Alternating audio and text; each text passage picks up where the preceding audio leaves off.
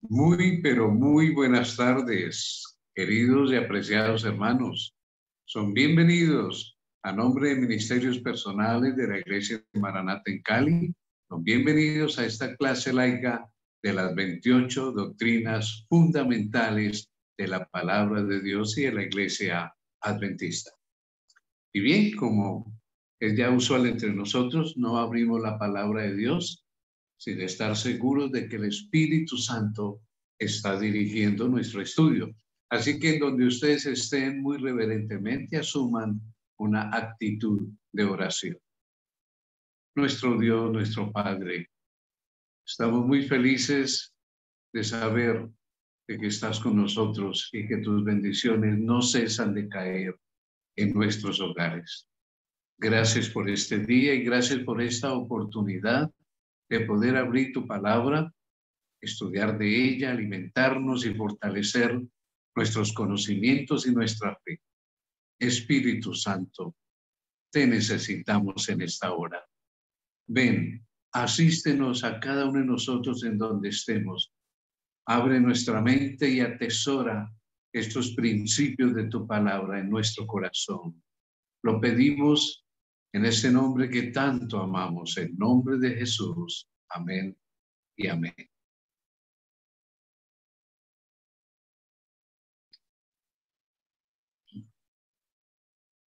Bien, tal como habíamos anunciado, para hoy nos corresponde el estudio de la doctrina del don de profecía. Forma parte de ese grupo que se llama la doctrina de la iglesia o las doctrinas de la iglesia.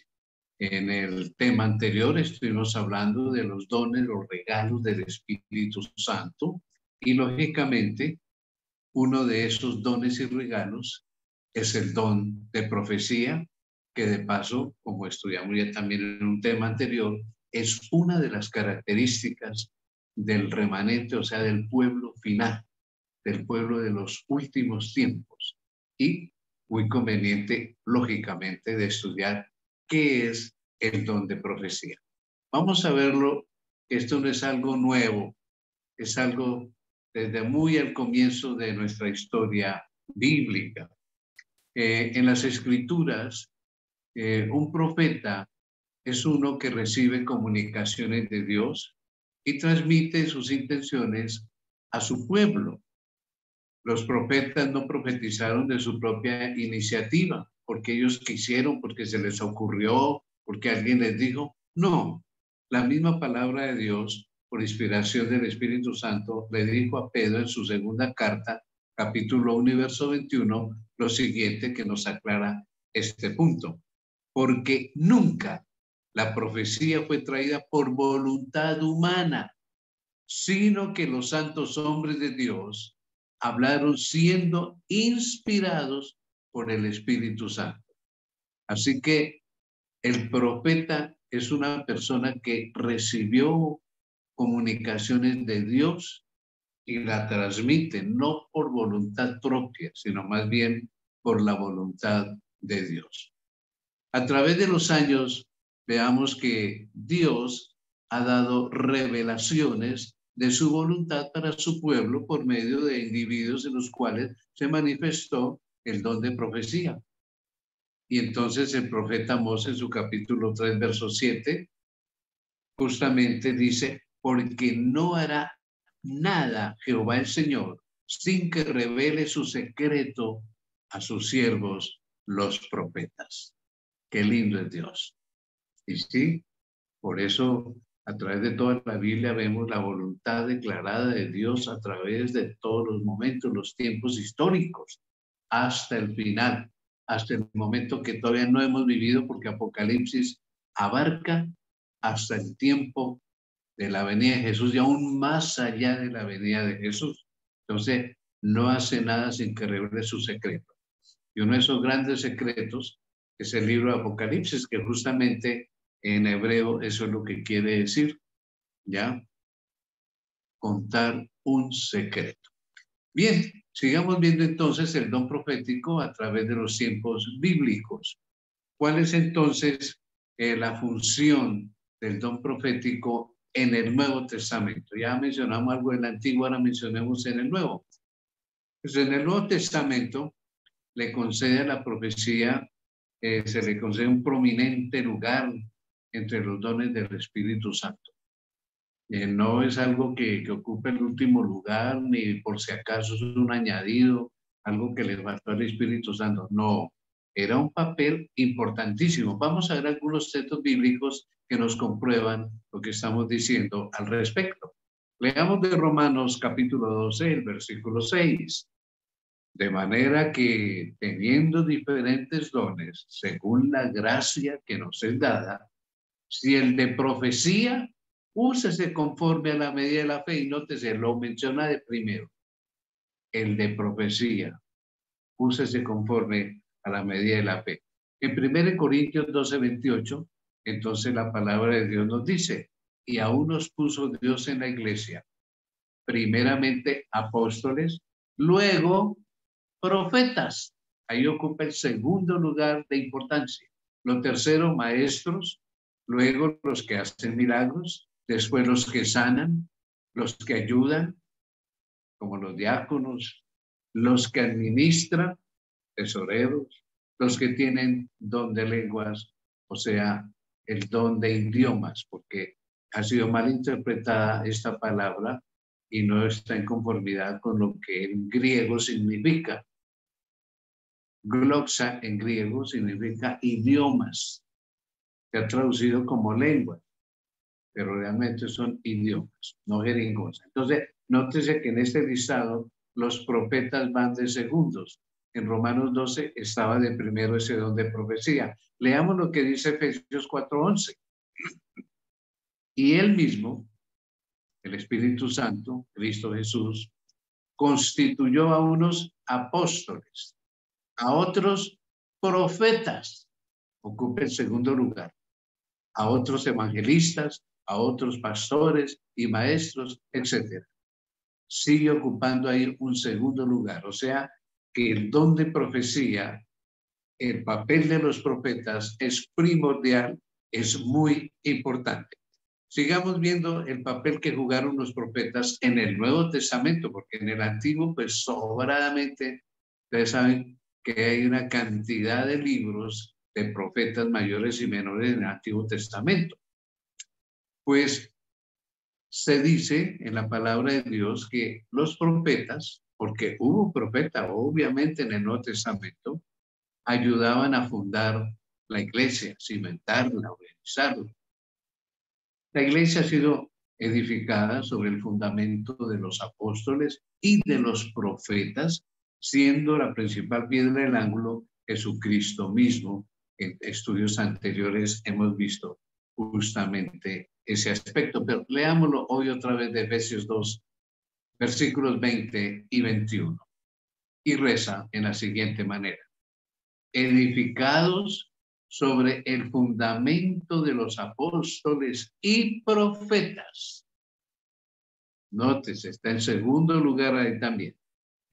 El fundamento de los apóstoles y profetas. Tengamos en cuenta, los profetas también ponen fundamentos, siendo la piedra principal del ángulo, obviamente, Jesucristo mismo, no Pedro, Jesucristo, en quien todo el edificio de la iglesia como cuerpo va bien coordinadito, va creciendo para ser un templo santo en el Señor. ¿Qué papel tan especial entonces han desempeñado los profetas en darle fundamento, darle solidez, darle doctrina a la iglesia, al cuerpo de Cristo Jesús? Otro papel que desempeñaron ellos en el Nuevo Testamento es que ellos iniciaron el esfuerzo misionero de la iglesia. Recordemos que Jesús empieza con 12, después con 70, después 120, después 500, y por la obra del Espíritu y tantos, y sigue creciendo, pero había dicho el Señor que esto tenía que llegar hasta lo último de la tierra. Entonces, fue por medio de profetas, no solamente de apóstoles, como el Espíritu Santo seleccionó, por ejemplo, a Pablo y a Bernabé para su primer viaje misionero, ya lo vamos a leer, y proveyó dirección en cuanto a dónde debían trabajar los misioneros. Leamos los pasajes bíblicos que corroboran lo que estamos diciendo. Hechos capítulo 13, versículos 1 y 2, que la letra dice: había entonces en la iglesia que estaba en Antioquía, y vale la pena decir que en Antioquía fue el primer lugar que llamaron cristianos a los seguidores de Jesús. En esa iglesia había profetas y maestros.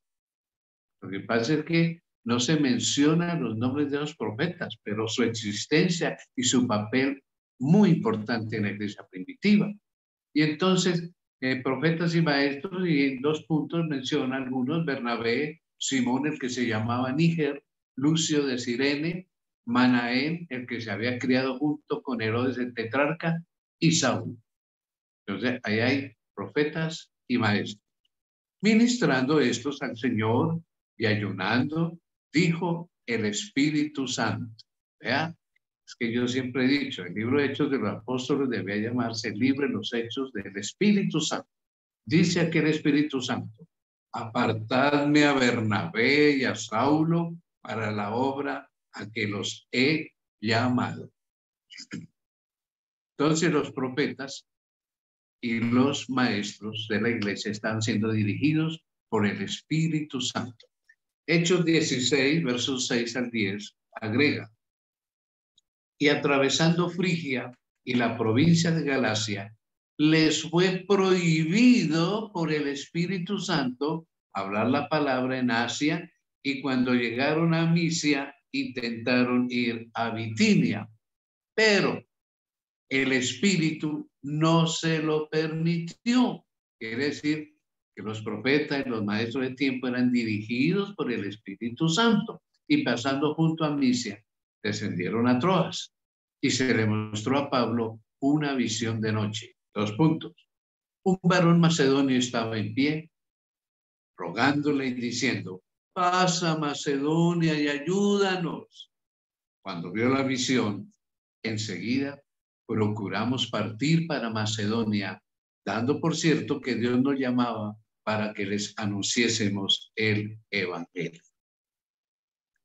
Notemos entonces, hay profetas y maestros, hay predicadores en la iglesia primitiva, dirigidos por el Espíritu Santo. Siempre los profetas ocuparon un papel importante, de fundamento en las doctrinas y ahora en la obra misionera. ¿A dónde hay que ir? ¿A dónde hay que hacer el trabajo misionero? En otras palabras, edificaban la iglesia. Veamos lo que dice 1 Corintios 14, versículos 4 y 3. El que profetiza, declaró Pablo, edifica la iglesia. El que profetiza, el profeta es un edificador de la iglesia, no un destructor, un edificador. O sea, lo que él dice es para el bienestar de la iglesia. Las profecías son dadas a los hombres para edificación, exhortación y consolación. Eso es lo que nos dice 1 Corintios 14, 3 y 4. Leámoslo textualmente de la palabra de Dios, no solo en comentario.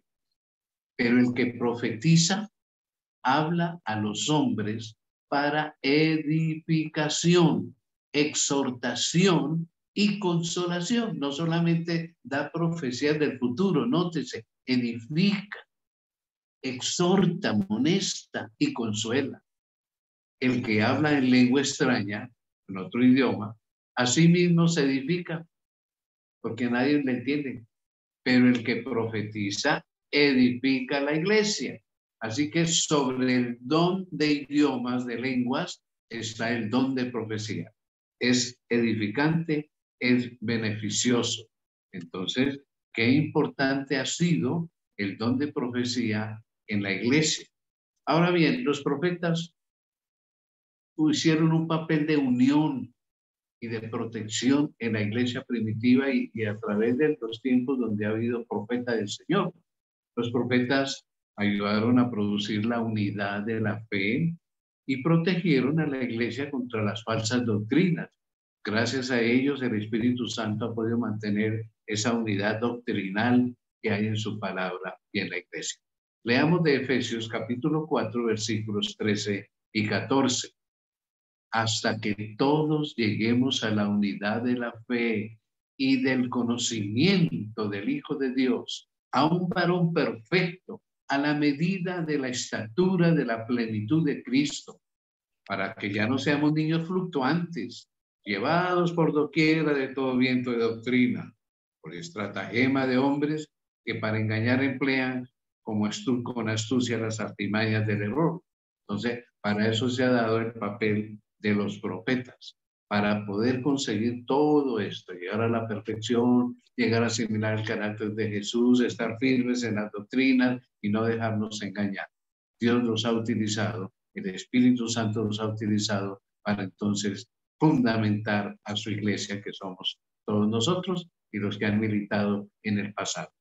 Ahora, yo dije que no solamente daban profecías, porque hay su nombre profeta, ¿sí? Amonestaban acerca de dificultades futuras, obviamente. Cierto profeta del Nuevo Testamento dio aviso de que se acercaba una época de hambre. Y en respuesta, la iglesia comenzó un programa de asistencia para los que sufrieron debido a esa hambre. Y fue de gran ayuda, sobre todo para Jerusalén, sobre todo en Judea. Hubo una época de mucha hambre, pero se hicieron colectas en muchos lugares porque Dios utilizó justamente a uno de sus siervos para que hicieran esos preparativos. Leámoslo textualmente del libro de Hechos, capítulo 11, versículos 27 al 30. En aquellos días, unos profetas, nótese que no dan los nombres, ni cuántos, unos profetas descendieron de Jerusalén a Antioquía, norte de Palestina, y levantándose uno de ellos, llamado Agabo, daba a entender por el Espíritu Santo que vendría una gran hambre en toda la tierra habitada, la cual sucedió en tiempo de Claudio, el emperador. Entonces los discípulos, cada uno conforme a lo que tenía, determinaron enviar socorro a los hermanos que habitaban en Judea, lo cual en efecto hicieron, enviándolo a los ancianos por mano de Bernabé y Saulo. Qué lindo es Dios, qué lindo el Espíritu Santo. Vea cómo utilizaba a sus siervos los profetas. Y eso fue una realidad, eso está en la historia. Da este el nombre de la época en que gobernó el emperador Claudio. Así que, mis hermanos, qué lindo el papel de los profetas. El don profético, ahora sí hablemos del don profético en los últimos días, ahora en nuestro tiempo. Es una continuación de los dones espirituales, de los regalos del Espíritu Santo. Y estos regalos, incluyendo el don de profecía, pues continuará en operación para el beneficio del pueblo de Dios hasta que Cristo vuelva. La disminución de la espiritualidad de la iglesia y la apostasía resultante, o sea, de la gente que se va, provocó una disminución tanto de la presencia del Espíritu Santo como de sus dones. Por eso, aparentemente, como que el Espíritu Santo ya no se revela, no escoge profetas, porque claro, los creyentes han caído en un desnivel espiritual. Ahora bien, al mismo tiempo, los falsos profetas han provocado una falta de confianza en el don de profecía.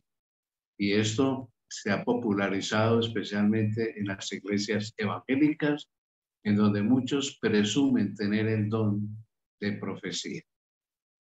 Yo recuerdo hace unos años cuando fui capellán del CEA, profesor de religión del Colegio Adventista aquí en Cali, llamé a un chico no adventista que le gustaba mucho mis clases de religión y quiso tomar la fe de Jesús y comencé a darle los estudios. Llegó como hasta el estudio 12, porque él y su familia asistían a una iglesia y muy cerca del CEA, manejada por una profetisa. Parece que los padres del chico le dijeron a la profetisa que él estudiaba conmigo. Entonces ella lo llama un día, el Señor me ha mostrado que usted estudia con un hombre la palabra de Dios, pero ese es un error. Todo lo que ese hombre le enseña es falso. Eso me lo contó el muchacho porque me interrumpió los estudios. Yo le dije que por qué, cuál era la razón. Al comienzo me decía que muchos estudios ya no estaba en ESEA, obviamente estaba ya en universidad, entonces digo que mucho estudio, que mucha carga académica, que no tenía tiempo. Y después un día me hizo la confesión, dijo, no, es que la profeta de mi iglesia me dijo que usted me enseñaba era puros errores, puras falsedades. ¿Y tú qué crees? No estudiamos, era de la palabra de Dios. Sí, sí, yo sé que esa señora estaba equivocada. Yo quiero volver a estudiar. Entonces, se han levantado una cantidad de profetas y algunos, mis hermanos, tienen el don de adivinación. Y el don de adivinación, ustedes y yo sabemos que no es un don del Espíritu Santo, sino del maligno. Y eso existe, eso es real. Y no, todos esos brujos y las personas a donde van a averiguar cosas, ¿de dónde saben? Pues el don de adivinación que tiene Satanás. Entonces, en vista de esto, el Señor proveyó que en nuestro tiempo hubiera orientación profética. Y este don profético sea justamente antes de la segunda venida de Jesús. En el siguiente cuadro leemos que Dios le concedió a Juan el Bautista el don de profecía con el fin de que anunciase la primera venida de Cristo. Ese fue el profeta que preparó el camino para la venida de Jesús, su primera venida. Y en una forma similar, es lógico esperar que Dios, el Espíritu Santo, envíe nuevamente ese don de profecía para proclamar el segundo advenimiento de Jesús. Y respecto a eso hay una profecía en el libro del profeta Joel, capítulo 2, versículos 28 al 31, que dice, y después de esto, ¿y qué es esto? Las señales del fin, que vuelve y la repite ahorita, lo vamos a leer aquí al final, y después de la persecución de la Santa Inquisición, dice, después de esto, derramaré mi espíritu, eso es lo que llamamos la lluvia tardía, mi espíritu sobre toda carne, y profetizarán vuestros hijos y vuestras hijas, vuestros ancianos soñarán sueños, y vuestros jóvenes verán visiones. Y también sobre los siervos y sobre las siervas derramaré mi espíritu en aquellos días, y daré prodigios en el cielo y en la tierra, sangre y fuego y columnas de humo. El sol se convertirá en tinieblas y la luna en sangre antes que venga el día grande y espantoso de Jehová, o sea, la segunda venida de Jesús. Y estas señales del sol, del día oscuro, de las tinieblas, la luna en sangre, todo esto ya pasó. Esto sucedió en el siglo XVIII y el siglo XIX. Entonces, esto sucedió ya y quiere decir que hay una promesa de que se va a derramar el Espíritu Santo de una forma muy especial y van a volver a suscitarse profetas, personas utilizadas por Dios para dar el mensaje final. Hablemos ahora del don profético en la iglesia remanente, o sea, la última, la que queda, los hijos de la iglesia, sus descendientes, dice Apocalipsis. La frase que los identifica dice el testimonio de Jesucristo y se refiere a la revelación profética que iba a tener ese remanente, esa iglesia final. Estas expresiones paralelas dejan clara la comparación de Apocalipsis 19:10 con Apocalipsis 22:9. Vamos a verla para poderla entender. Apocalipsis 19:10, cuando el ángel Gabriel le declara unas profecías a Juan, el discípulo amado, entonces dice Juan, y lo escribió, yo me postré a sus pies para adorarle al ángel Gabriel. Y él me dijo, mira, no lo hagas. Si un ángel no recibe adoración. Yo soy consiervo tuyo, ambos somos siervos, y de tus hermanos, los cristianos, que retienen el testimonio de Jesús. Adora a Dios, porque el testimonio de Jesús que tienen tus hermanos es el espíritu de la profecía, el don de la profecía, el regalo del Espíritu Santo con la profecía. Bueno, entonces ahora leamos lo que dice Apocalipsis 22:9. Algo similar vuelve y sucede más adelante, pero él me dijo, mira, no lo hagas porque yo soy consiervo tuyo, de tus hermanos los profetas. Juan es un profeta, escribe Apocalipsis. Y de tus hermanos los profetas, y da una cualidad de esos profetas, y de los que guardan las palabras de este libro. Adora a Dios. O sea que un profeta verdadero está cimentado en la palabra de Dios y no en contra de la palabra de Dios. Está de acuerdo a todo lo que el Señor ha revelado en su palabra. Sigamos hablando entonces del don profético en la iglesia remanente, que lo llama el testimonio de Jesucristo. La expresión espíritu de profecía puede referirse a varias situaciones. Al Espíritu Santo que inspira al profeta. Y entonces le da ese don, ese espíritu de profecía. A la operación del don de profecía, o sea, el desempeño, la operación, el manejo. Y al medio mismo de la profecía, lo que él dice, lo que él escribe. Entonces, noten, el Espíritu Santo inspira al profeta, la manera como el profeta utiliza la profecía y la profecía misma. Cualquiera de estas expresiones se refiere al espíritu de profecía. Hablemos entonces del profeta de la iglesia remanente, los profetas posbíblicos y de la Biblia. Posbíblico quiere decir después de que se escribió la Biblia. El don profético produjo la Biblia. Los santos hombres de Dios hablaron inspirados por el Espíritu Santo. En la época posbíblica, o sea, después de que ya se terminó de escribir la Biblia, no puede reemplazar la escritura a un profeta ni añadirle nada, porque el canon bíblico, la medida bíblica, la cantidad de libros ya se halla ahora cerrado. O sea, a la Biblia ya no se le puede agregar nada. Estos profetas que existieron después porque los hubo, ya no le agregaron nada a la Biblia, no hubo nada más. El don profético entonces funciona en este tiempo del fin de manera muy semejante a como lo hizo el Espíritu Santo en el tiempo de los apóstoles. Aclaremos el asunto. ¿Cómo probar el don profético? Por cuanto la Biblia advierte que antes del retorno de Cristo surgirán falsos profetas, debemos investigar cuidadosamente toda pretensión de poseer el don profético. Y claro, el Espíritu Santo sabe el futuro totalmente porque es Dios. Y si Él amonesta que va a haber falsos profetas, es porque va a haber verdaderos profetas también. Dice 1 Tesalonicenses 5, versículos 20 al 22. No menospreciéis las profecías, examinadlo todo, retened lo bueno, absteneos de toda especie de mal.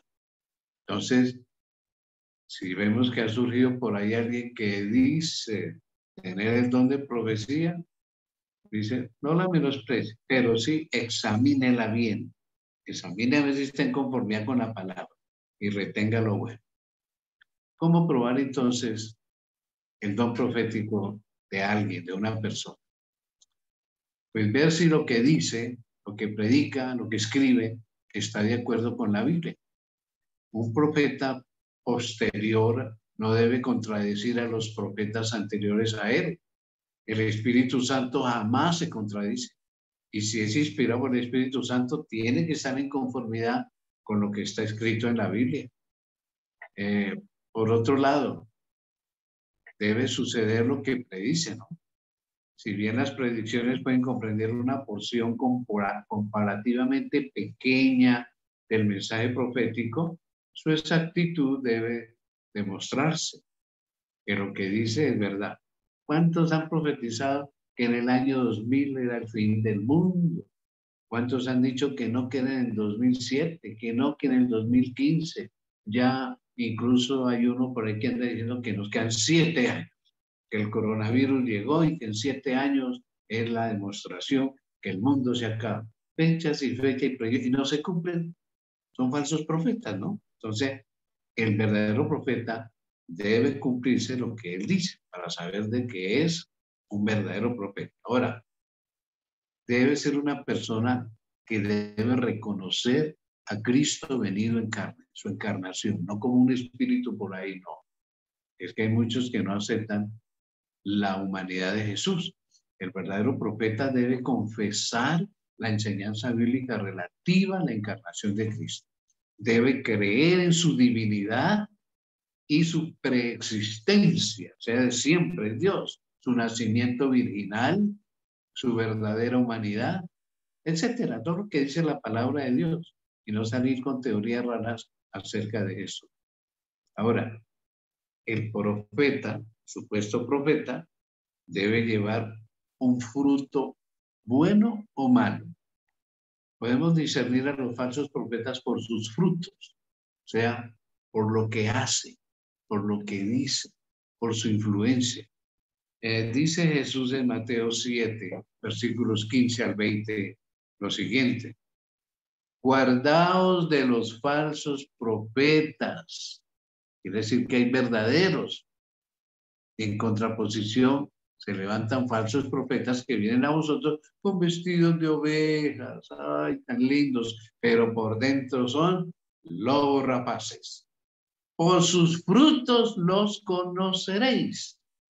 ¿Acaso se recogen uvas de los espinos o higos, brevas de los abrojos? No, Señor. Así, todo buen árbol da buenos frutos. Pero el árbol malo da frutos malos. No puede el buen árbol dar malos frutos, ni el árbol malo dar buenos frutos. Todo árbol que no da buen fruto es cortado y echado en el fuego. Así que por sus frutos los conoceré. Su carácter, sus palabras, que todo lo que dice es verdadero, es recto, está en conformidad con la palabra. Por sus frutos los conoceréis. Hace pocos años se levantó el ángel del Señor, de Jehová, el ángel de Apocalipsis, un individuo que presumió, le pidió Miranda, presumió que era la reencarnación de Cristo y ya dijo que el 666 no era un número malo y sus seguidores se tatuaron todos aquí en el brazo el 666, ya no existe más el pecado, una cantidad de teorías y que él venía ya pues para redimir otra vez al mundo y cambiar todas las cosas. ¿Qué pasó? Él resultó con un cáncer, creía que era momentáneo, que iba a ser sano porque él era Cristo. Se murió y la esposa empezó a predicar. Él me dijo que al tercer día va a resucitar como lo hizo la primera vez. Y ahí tuvieron el cadáver 5 días, una semana, y finalmente el gobierno les exigió enterrarlo porque no resucitó. Falsos profetas. Por sus frutos los conoceréis. Ay, no, no. Y era un hombre está muy simpático, terminó muy demacrado. Mal. Hablemos entonces directamente del espíritu de profecía en la iglesia adventista del séptimo día. Si las características de la iglesia son que tiene la fe de Jesús, que guarda los mandamientos de Dios, que tiene el testimonio de Jesús, que es el espíritu de profecía, pues entonces debe ser real. El don de profecía se manifestó en el ministerio de una joven mujer llamada Elena Gould, quien llega a ser Gould Harmon, llega a ser después de White, se casó con un pastor de nombre Jaime White. Entonces, Elena de White, tras haber pasado con éxito las pruebas bíblicas, continuó ministrando por medio de su don espiritual por 70 años.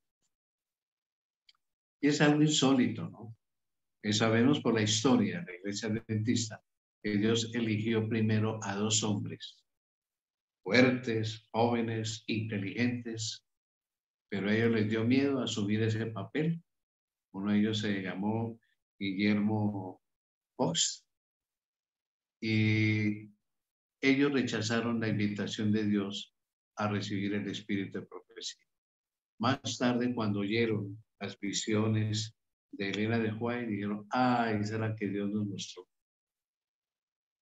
Y uno de ellos salió disparado, diciendo, he pecado, el Espíritu Santo me ha abandonado, estoy perdido, perdido. Esta joven mujer que solo estudió hasta tercero primario, en donde sus padres cada mañana se despertaban y corrían al cuarto de ella, no para verla cómo amaneció, sino si amaneció. Nadie daba nada por ella. Y Dios la elige para llevar una misión increíble como profeta del Señor para este tiempo. Su obra ha sido maravillosa. Se le pueden aplicar todas las pruebas bíblicas. Todos sus libros, que hoy quiero contarles que en inglés están cerca ya de 120 libros. En español han sido traducidos unos 80 y algo. En ninguno se encuentra una contradicción con la palabra de Dios. Ninguno. El estudio cuidadoso ha demostrado que sus escritos son consecuentes, exactos y se hallan en completo acuerdo con las escrituras. Ella misma dijo que era la luz menor pequeñita y que la palabra de Dios era la luz mayor. Y claro, sus mensajes pues son mensajes para el tiempo de hoy, para orientación de la iglesia.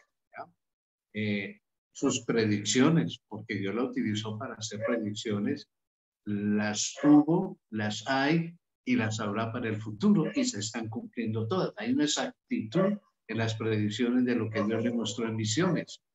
Los escritos de Elena de White contienen un número relativamente pequeño de predicciones. O sea que su obra no fue exactamente predecir el futuro, aunque habla bastante del futuro. Hay un libro que se llama El conflicto de los siglos, Seguridad y Paz en el conflicto de los siglos, donde hay capítulos enteros de predicciones de lo que ha sucedido hace poco, está sucediendo y va a suceder.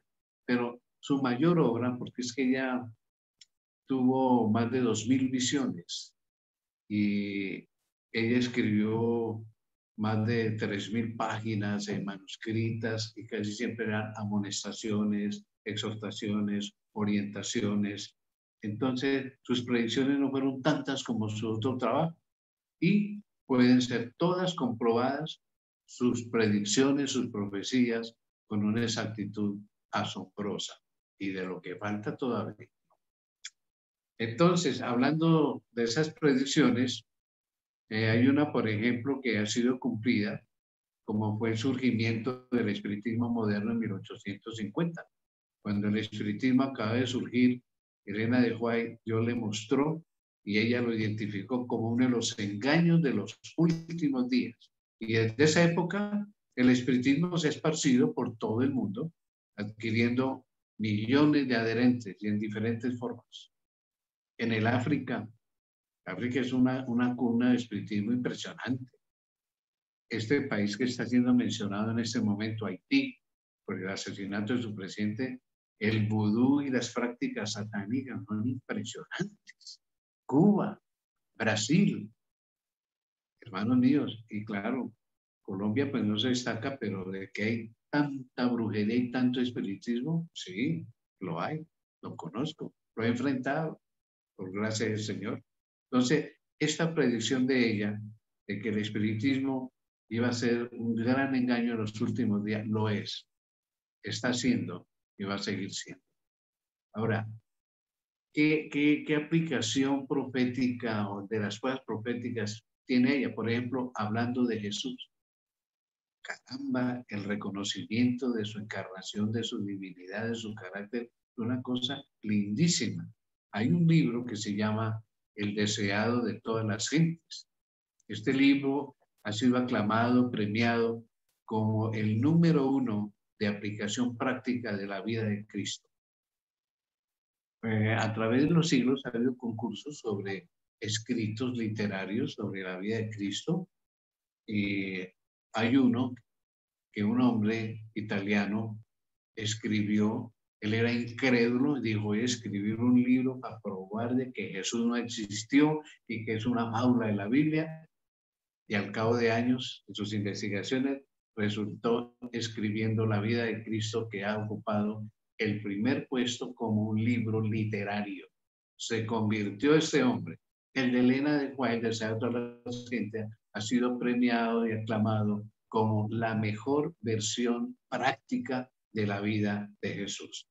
Por su parte, El Camino a Cristo es un pequeño libro y si usted no lo ha leído, caramba, ha perdido una riqueza espiritual sobre Cristo y su función en nosotros, increíble, hermosísima.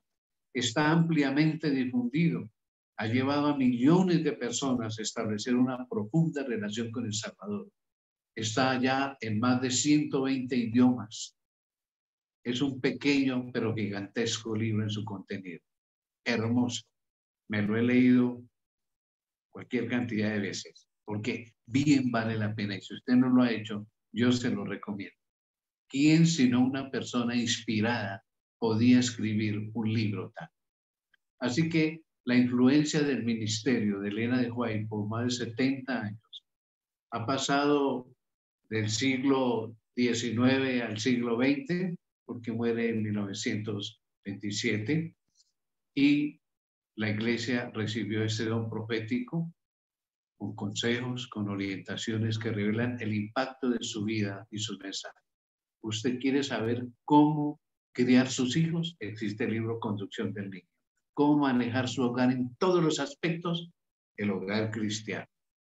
¿Cómo tratar a los enfermos? Ministerio de Curación. Bueno, hay cantidad de hasta de psicología, de todo. Dios le enseñó, Dios le mostró y lo ha dejado. No hay iglesia que tenga una riqueza de orientación en todo aspecto, de alimentación, de salud y todo, que la iglesia adventista, gracias al don, al espíritu de profecía revelado a su mensajera Elena de White. Lógicamente, los enemigos han tratado de buscar peros y mentiras y cosas para desacreditarla, pero nunca lo han conseguido. No ha faltado quien dijo, esa le dan ataques epilépticos, esa era una loca, esa era una plagiaria, se copiaba de otros. Han habido hasta pleitos con abogados y la iglesia ha ganado esos pleitos porque se ha comprobado que fue una mujer auténtica, veraz, honesta. Entonces, el espíritu de profecía y la Biblia no constituyen los escritos de ella un sustituto de la Biblia. No, la palabra de Dios nunca se puede sustituir. Así que sus escritos no pueden ser colocados al mismo nivel de la Biblia. No, señor, no. Primero la palabra de Dios y ella misma lo escribió en varios de sus libros, porque la Biblia es la regla suprema de todos los creyentes. Y los adventistas del séptimo día apoyamos plenamente el principio de la reforma. ¿Y cuál es el principio de la reforma? De Lutero. La escritura y solo la escritura. Nada de tradiciones, de decretos papales y escritos absurdos, no. La sola escritura, la regla de fe del cristianismo. Y la Biblia es su propio intérprete. Cuando uno la estudia de verdad, uno encuentra que ella misma se interpreta. La Biblia sola es la base de todas las doctrinas, no el espíritu de profecía. El espíritu de profecía es un material que Dios ha dado a su iglesia remanente para orientarlo en todos los temas prácticos de la vida y su vida espiritual, pero nunca reemplazan a la Santa Biblia. Más bien, conducen a la Biblia. Los adventistas de Elena de White siempre hemos considerado que Elena de White, en su obra, consistía en llevar al pueblo a la vuelta de la Biblia. Y siempre ella está instando que hay que volver otra vez al estudio de la palabra de Dios. Poco caso se le hace a la Biblia, escribió ella alguna vez, y por lo tanto el Señor ha provisto una luz menor, chiquitita, para guiar a los hombres y mujeres a la luz mayor que es la palabra de Dios. Eso lo escribió en un libro que se llama El Colportor Evangélico, página 125. Así que por donde probemos, ella siempre está ahí, ya sea en sus conceptos de Cristo, en sus conceptos de la Biblia, en sus conceptos sobre profecías, en todo sentido, no hay por dónde encontrar errores. Por sus frutos los conoceréis. Siempre ella trató de insinuar de que la palabra de Dios es lo primero, lo básico, lo fundamental. Sus escritos los llamó los testimonios. Y al respecto dijo en unas obras que se llaman así, Los Testimonios, tomo 5, página 665, ella escribió y dijo, los testimonios escritos, o sea, lo que Dios le revelaba a ella, no son dados para proveer nueva luz, sino para impresionar vívidamente en el corazón las verdades de la inspiración que ya han sido reveladas. ¿Reveladas donde? En la palabra de Dios, en la Biblia. Entonces, ella dice que nada sustituye la palabra de Dios, sus escritos no van a sustituirlo. Y ahora, en cuanto a que fue una sierva de Dios, hay cantidad de anécdotas, de historias, de cómo Dios le revelaba una cantidad de cosas. Solo voy a concluir esta tarde contándoles una historia entre cantidades que hay. Resulta que ella recibió orientación en el siglo XIX, por allá en la década de 1870 a 1880, que la iglesia debía establecer pequeños sanatorios, o sea, lugares en donde se tratara a las personas con tratamientos naturales que Dios le ha indicado cómo usar los 8 remedios naturales y que debían establecerse pequeños sanatorios en muchos lugares. Hubo un joven que se destacó en esa época, ser muy inteligente, y que se llamó John Harvey Kellogg. Y este joven, apoyado por los esposos White, terminó su secundaria y fue a estudiar lo que había en ese tiempo en una escuela de medicina. Pulsemos para ver la cara de John Harvey Kellogg. Y este hombre llegó a ser muy, pero muy famoso en Estados Unidos. ¿Por qué? Por su inteligencia, por las terapias que inventó, por aparatos que ingenió, por sus enseñanzas, por sus cirugías. Dice la historia que algunos médicos cuando veían ciertas cicatrices en algunos pacientes, usted lo operó el doctor Kellogg, porque era una técnica como si ya conocieran los principios de estas cirugías plásticas que se hacen ahora, que son perfectas. Bueno, este hombre lo nombran entonces director de este sanatorio, un pequeño sanatorio, en la ciudad de Battle Creek. Eso queda al norte de Estados Unidos, el estado de Michigan. Y lo nombran director. Pero este hombre no se conforma con ese pequeño sanatorio en donde habían unas 30 camas. No, él comienza a engrandecerlo. En el siguiente cuadro vamos a ver la fotografía del hospital que él entonces organiza, que pasó de 20 camas a 700 y ya no tenía el nombre de Western Health Reform Institute, sino de Battle Creek Sanatorium. Entonces, imagínense ustedes, Dios le dijo a Elena de White, organicen muchos pequeños sanatorios en muchos lugares, pero no, este hombre fue a hacer un sanatorio grande para 700 camas. Resulta que en algún momento a él lo enviaron como misionero a la India y allá estuvo un par de años. Y cuando regresó, sin que la gente se diera cuenta, él llegó con ideas y filosofías panteístas. ¿Qué quiere decir panteísmo? Pan en griego significa todo, teos, Dios, que todo es Dios. Entonces, claro, ahí le dan predicaciones, porque allá en Battle Creek llegó a ser la capital adventista de ese tiempo.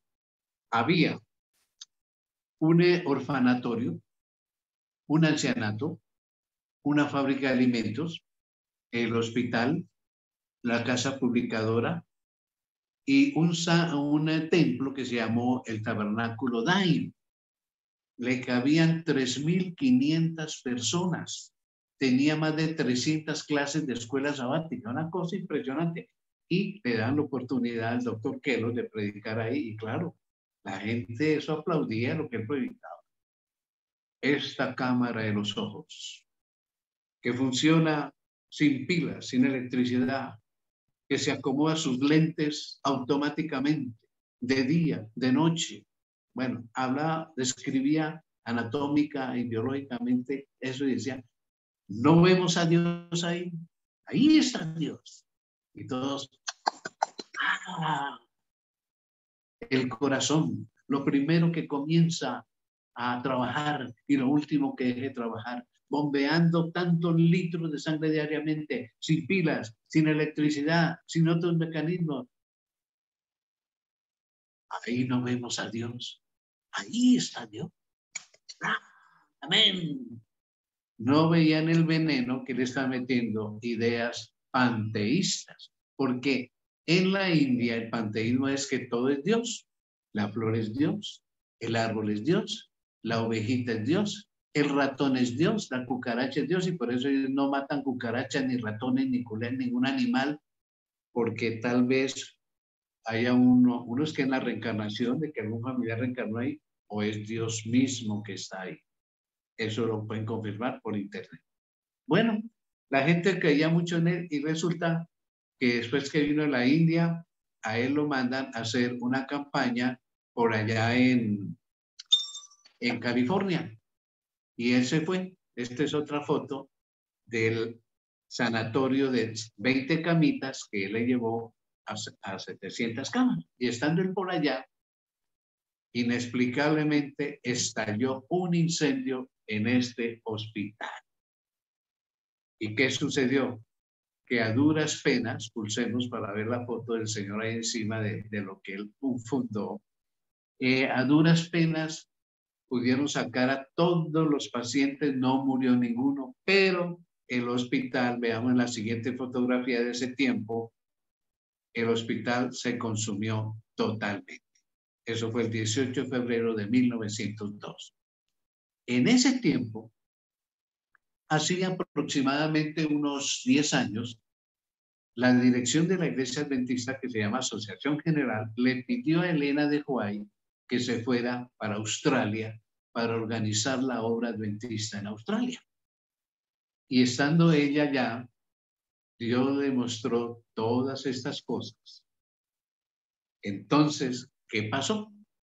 Que el señor Kelos, el doctor Kelos, le comunican por telégrafo, vía telegráfica, que se había incendiado el hospital, que no había quedado nada. Entonces, él interrumpe por allá su campaña, toma unos trenes, pide mesa en los trenes y empieza a hacer un plano para presentárselo a la iglesia de un pequeño hospital, pero hizo otro plano con un elefante blanco enorme, porque él no se podía resumir a pequeños hospitales, no, tenían que ser grandes porque él era grande. Y entonces, ¿qué pasó? Resulta que en ese tiempo la iglesia estaba siendo dirigida por el pastor llamado Arthur Daniels. Entonces, cuando regresa Kelos, en la siguiente imagen vemos la fotografía del pastor Daniels. Bueno, aquí hay un comentario de lo que dijeron los bomberos en los periódicos de esa época, que parecía que sus mangueras no echaban agua, sino querosene. Más ardía ese hospital, se consumió totalmente.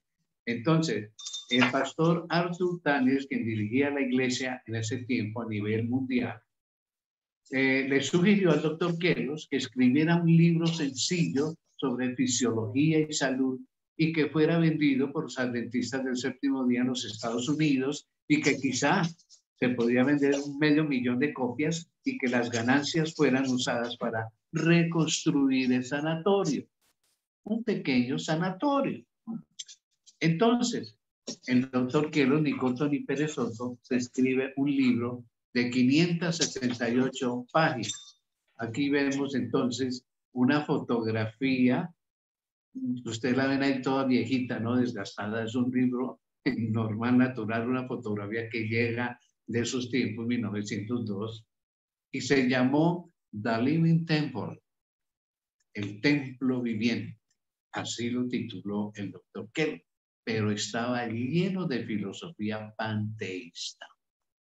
Entonces, en 1903, 1902 se quema el hospital y en 1903 él saca su libro.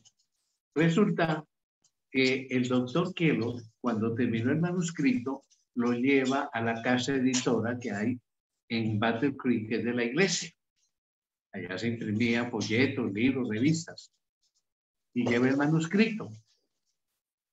Entonces, en ese lugar, justamente, se reúne una junta para estudiar el manuscrito del doctor Kellogg y la mañana en que se citó a la junta, ya se iba a empezar la reunión 8 de la mañana, cuando llegue el cartero. En ese tiempo usaban un pito como el que usan los árbitros de fútbol.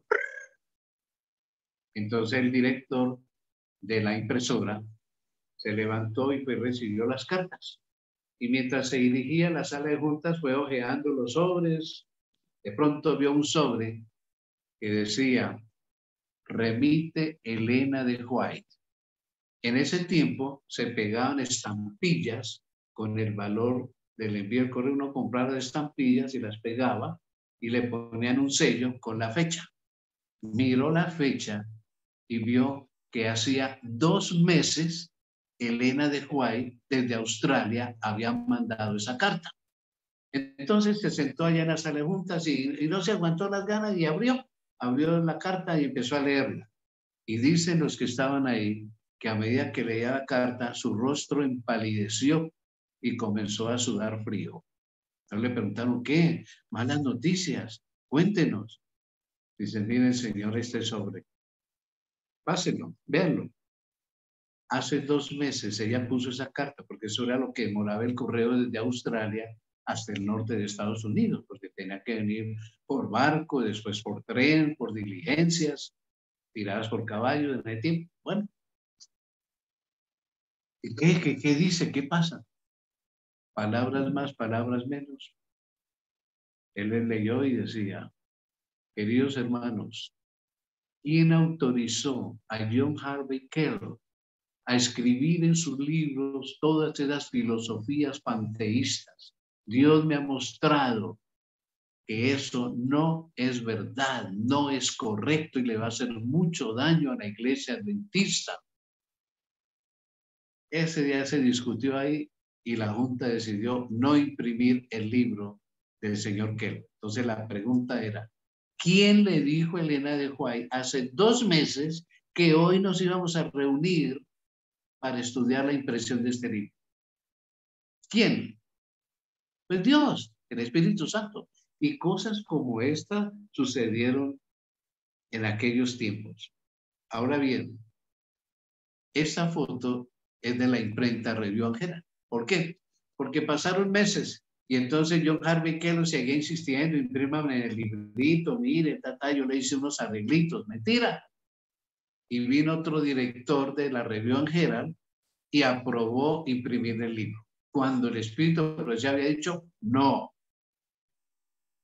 En el tiempo usaban un sistema de lingotes de plomo con las letras y eso hicieron todas las planchas, compraron 2 toneladas de carbón porque esas máquinas eran movidas a vapor, entonces usaban el carbón para calentar el agua, producir vapor. Y justamente cuando iban a empezar a imprimir esto, en el segundo piso había muchas máquinas muy pesadas y en el primer piso estalla un incendio. Y van los bomberos y vuelven y dicen lo mismo. ¿Qué pasa con las propiedades adventistas? Echamos agua y parece que echáramos querosene. Más arden y arden. Veamos la siguiente imagen. Es una foto de esos tiempos, pues muy viejita, pero algo se puede apreciar ahí. Se consumió toda la casa editora, se derritieron las planchas, las máquinas todas se fundieron. Y el incendio duró 2 meses. Y ustedes dirán, ¿por qué 2 meses? Porque habían traído 2 toneladas de carbón que no las pudieron apagar y ardieron por 2 meses. En la siguiente foto vemos cómo quedó finalmente la Review and Herald por desobedecer la palabra de Dios. Ella escribió, Elena de White, un mensaje donde decía, Dios me mostró en visión que el ángel del Señor con su espada de fuego consumió el sanatorio y la revió a Gerald por desobediencia a sus indicaciones y a su palabra. Increíble, pero cierto. Eso, el ministerio de Elena de Juan. ¿Qué hizo este señor John Harvey Kellogg? Siempre por allá en otra editorial le imprimieron su libro, comenzó a venderlo y sí, fue muy exitoso.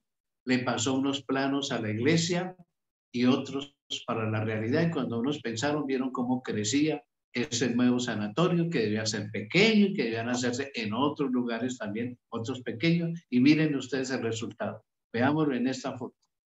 Este es el elefante blanco que construyó John Harvey Kellogg en contra de lo que Dios le había dicho a su iglesia. Dicen los datos de ese tiempo que era tan lujoso, era un orgullo de la iglesia, porque él decía que era de la iglesia, pero realmente estaba todo a nombre de él, que tenía más de 10,000 metros cuadrados de pisos en mármol. Y claro, con la venta de su libro, él no pudo hacer eso. Abrió entonces una licitación para inversionistas, porque él decía que ahí iba a tener 1,000 y tantas camas y que con las cirugías y como él era famoso en el mundo médico, que las ganancias las iba a repartir e iba a devolver esos dineros y tal y pascual. Y pasan los años y no hay tal, no hay la bendición de Dios. Y empiezan a cobrar y él no tiene con qué pagar. Demandas y demandas hasta que entró en remate ese sanatorio. Nadie pudo comprarlo. Nadie pudo comprarlo. ¿Por qué? Porque valía demasiado y nadie tenía la capacidad de comprarlo. Finalmente, el estado de Michigan lo compró y es el dueño hasta el día de hoy. Terminó tristemente su existencia en Harvey Kellogg, ignorado, olvidado, despreciado en la iglesia, fue desfraternizado en la iglesia, etc. Entonces vemos nosotros ahí que el espíritu de profecía tenía la razón. Como un dato para que ustedes vean que históricamente no les estoy mintiendo. Como yo les mencioné, había ancianato, orfanatorio, casa impresora, sanatorio, casa publicadora, ¿qué más dijimos? Fábrica de alimentos. Era una capital impresionante, con tantas cosas de los adventistas. Veamos el siguiente cuadro. Este hombre, perdónenme la frase, pero es real. Yo soy duro, pero es real. Se la robó a la iglesia. Fue la iglesia que comenzó a elaborar cereales para el desayuno y para otras comidas, productos vegetales. Se roba esa fábrica, se la da a manejar a un hermano de él y hasta el día de hoy es de la Fundación Kellogg's, y ustedes la encuentran ahí en los supermercados, los cornflakes Kellogg's, el Rice Krispies Kellogg's y todos los productos Kellogg's azucarados que fueron de la iglesia adventista por orientación de Dios, y este hombre se la robó y los familiares hasta el día de hoy usufructúan eso que era de nuestra iglesia. Pero el Señor no ha abandonado su iglesia. La iglesia sigue, está aproximadamente en 120 países en el mundo y seguimos las orientaciones de nuestro Dios, y por eso es una iglesia próspera y bendecida. Finalmente, terminemos con el texto de 2 de Crónicas 20:20, que es una realidad hasta el día de hoy. Creed en Jehová vuestro Dios y estaréis seguros. Creed a sus profetas y seréis prosperados. Un gran secreto de la prosperidad y la bendición: creer al Señor Dios y creer a sus profetas. Alabo a Dios porque en su iglesia remanente existe orientación profética, espíritu de profecía. Y terminemos hoy como siempre lo hacemos. Cristo está aquí con nosotros y hoy al terminar nuestro estudio nos dice: con amor eterno te he concedido el don de profecía. Estúdialo, practícalo y compártelo. ¿Haremos caso? ¿Seremos obedientes? La desobediencia nos lleva al fracaso. Estúdialo, practícalo y compártelo. Que así sea. Y bien, aunque hemos pasado ya de nuestra hora, pero era necesario. Vamos a dar oportunidad si hay preguntas, si hay inquietudes, si hay aportes respecto al tema de esta tarde. Bien puede abrir su micrófono y formular entonces su pregunta.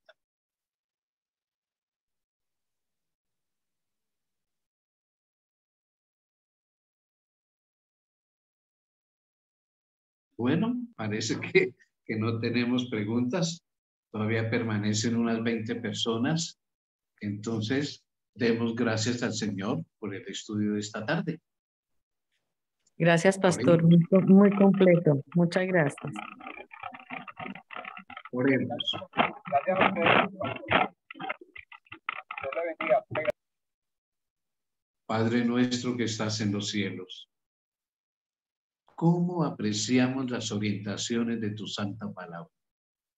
Y cómo apreciamos que tú no has dejado huérfana a tu iglesia de estos tiempos del fin. Gracias por el espíritu de profecía. Gracias por sus orientaciones, sus consejos. Gracias. Danos hambre y sed de tu palabra, la Santa Biblia, y también del espíritu de profecía. Lo rogamos en el santo nombre de nuestro Salvador Jesús. Amén y amén. Bueno, mis hermanos, les invitamos para dentro de una semana para que tengamos nuestra próxima doctrina en estudio, que va a ser la ley de Dios. Entonces ya comenzamos un nuevo grupo de doctrinas que están dentro de un grupo que se llama Doctrina de la Vida Cristiana. La ley de Dios que estudiaremos en 8 días. Bendiciones para todos y permítanme entonces dar